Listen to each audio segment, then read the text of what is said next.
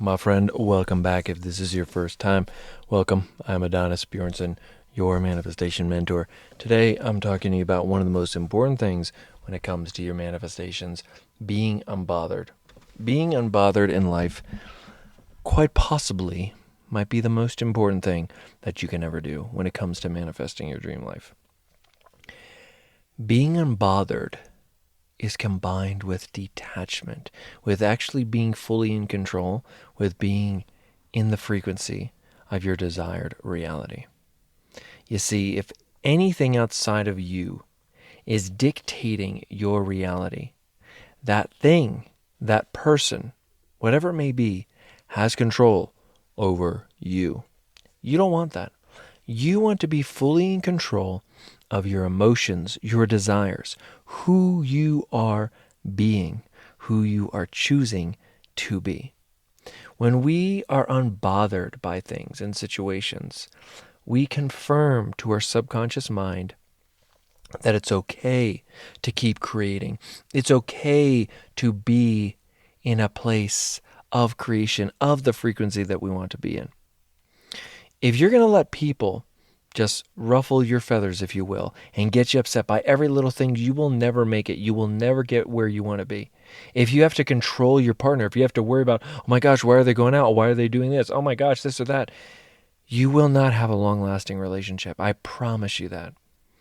You have to become unbothered. You have to know that everything's going to work out for you because it always works out for you because it's you. You're going to have naysayers. You're going to have people that will not believe in you. You're going to have problems that are going to be massive.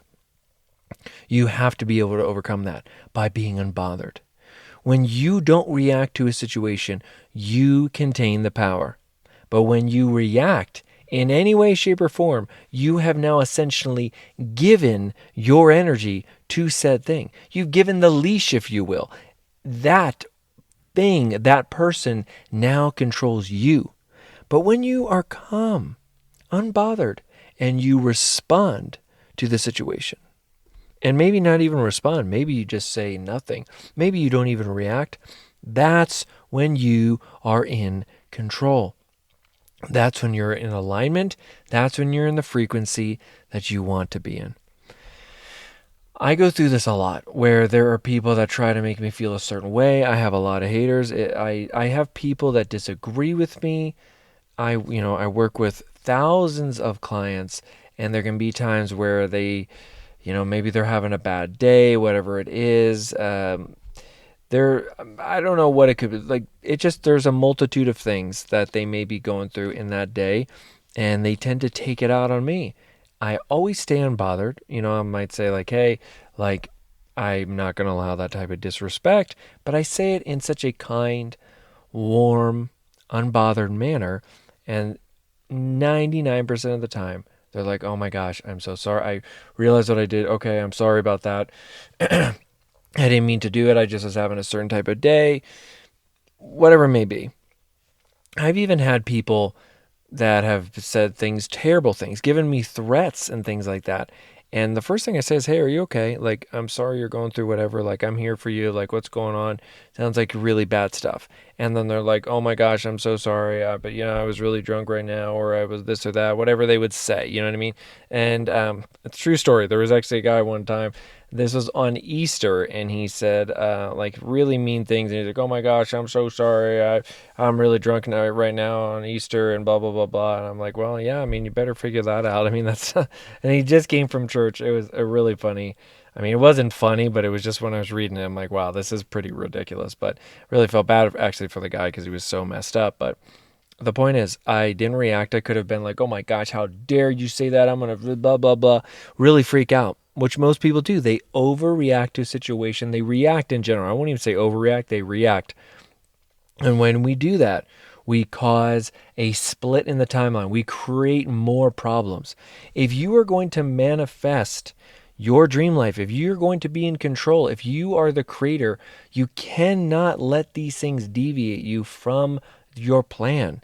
You have to be in control. You have to.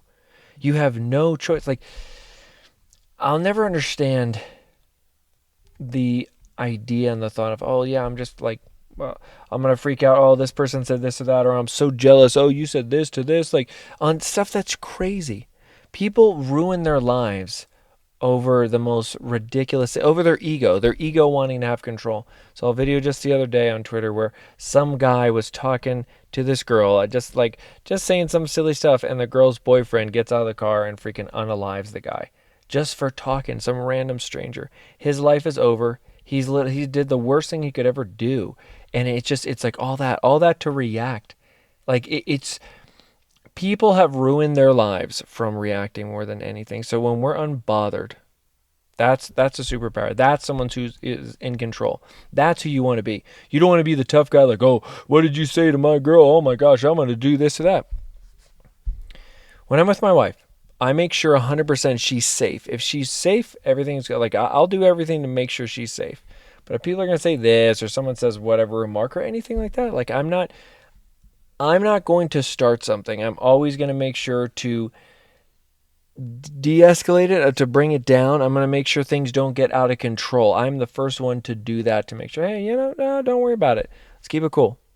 That's being in charge. That's actually being the man. Not having to be, oh my God, yeah, you did this or that, I'm going to do this. It's ridiculous. It's showing your insecurities to the extreme, that you have no control over yourself, so now you have to control others. No. We are not reacting. We are not at a place where someone's going to be messing with us. We don't do that anymore. We don't do that around here. We are in control. We are unbothered by the situation. We are detached from all things. Remember, you don't leave this life with anything other than yourself. None of the stuff, none of the people. I mean, hopefully all meet together again, but who knows? The one thing, though, is that you are you, and you got to be you forever. So you better start liking yourself. You better start loving yourself. The more that you can realize you have full control of reality by not reacting and not being bothered by it. Being fully unbothered is one of your superpowers. My friend, just be, you will be amazed at how many things you manifest and how much life changes when you're unbothered. My friend, I really appreciate you joining me here on this one. Just don't be unbothered. I don't know what else to say other than that. I'm going to end the video like that.